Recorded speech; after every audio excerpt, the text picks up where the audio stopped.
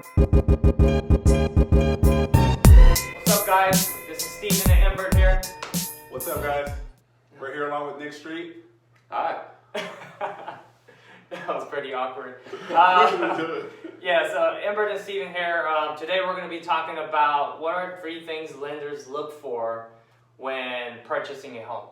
Yeah, Nick, well, before you get started, why don't you tell us a little bit about who you are, how you know what you're talking about, and why we're sitting here today. Totally, yeah. Appreciate the opportunity to talk with you guys today. Again, Nick Street, Mountain West Financial. I've been a mortgage lender since 2004, so I've seen a lot. Specialize in purchase money transactions, so very familiar with first-time home buyers, move-up buyers, really any situation where you need residential mortgage financing. I've probably seen it before.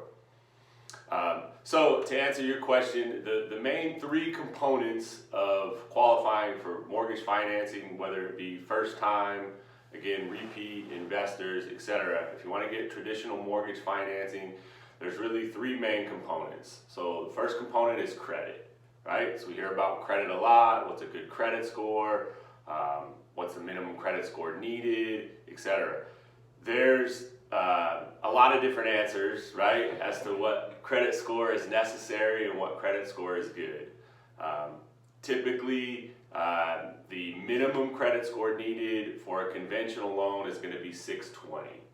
Now, the better the credit score, the better the terms on financing you're going to get, right? So when you say terms, what do you mean by that? I mean interest rate, I mean cost of the loan, availability for different aspects tied in with the other 2.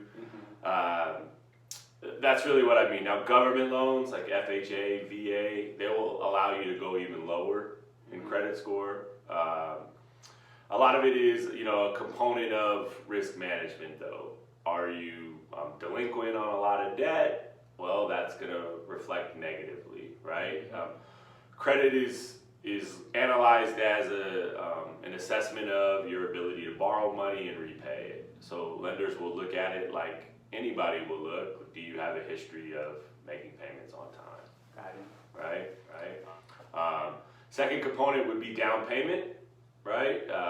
So if you're maybe lower in credit score, but you have a larger down payment, that may open up some more opportunities, right?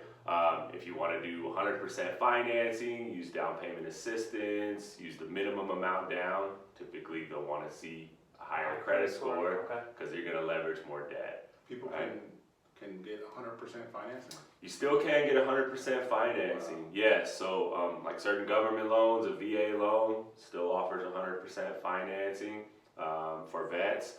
There are down payment assistance programs out there still, if you meet the other criteria, where you can buy a house without money down. Wow, that's awesome. It is.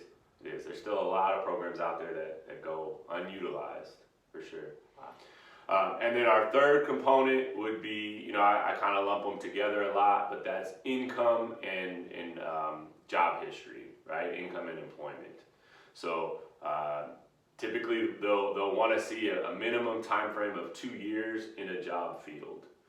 So that doesn't always mean 2 years in the exact same job, but 2 years in a field of work, right? If your income is variable, that's where they're going to hold harder to that 2-year period. If your income is maybe salary or a set amount every month, there's definitely some leeway and some flexibility to the job history aspect. For income, it will come down to factoring in a debt to income ratio. So how much you make, kind of gives us an idea of how much you have available, right? Combined with all your other bills to pay your mortgage and the confidence we have in your ability,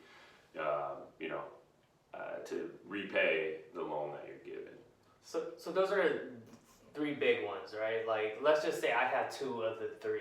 Yep. Right, as a first-time home buyer. Yep. Am I still able to try to get Absolutely. Some financing? So that's usually what I recommend, right? Is if you're deficient on more than one of the 3, it's probably going to be hard for you, right? Got it. But if you can accomplish 2 of the 3, it's definitely worth looking into, right? So if I have a really good job, with good income, and I've always made, payments on time, I probably have a good credit score, then, you still look attractive to somebody. You may just have not saved up enough capital over time, right? Maybe Got you're it. younger, maybe you have some student loans, things like that have prevented you from saving money. Yes, that's worth looking into and seeing what programs are available, right? Nice. Flip side to that is, hey, I have a lot of money down, and I have this great job. I just, had an isolated incident a few years ago that caused my credit, to suffer. Well, hey, we'll still look at that, right? So again, two out of the main three, usually there's a program out there that we can find to make work for you. That's great. Yeah. I was going to ask about certain professions. I've heard like doctors or lawyers, sometimes there's programs out there to help those specific professions because usually they have a lot of student loan debt. Accurate, yeah. So especially when you find, younger professionals, lenders will analyze somebody's ability to earn over time, right? So yes, you may be new to making a larger sum of money and you may have a lot of student loan debt, but they'll look at the income opportunities that you will have as you progress in your profession. So really what that will come down to is even somebody in a higher level income position, they'll allow for lower down payments, and a lot of times they'll overlook student loan debt.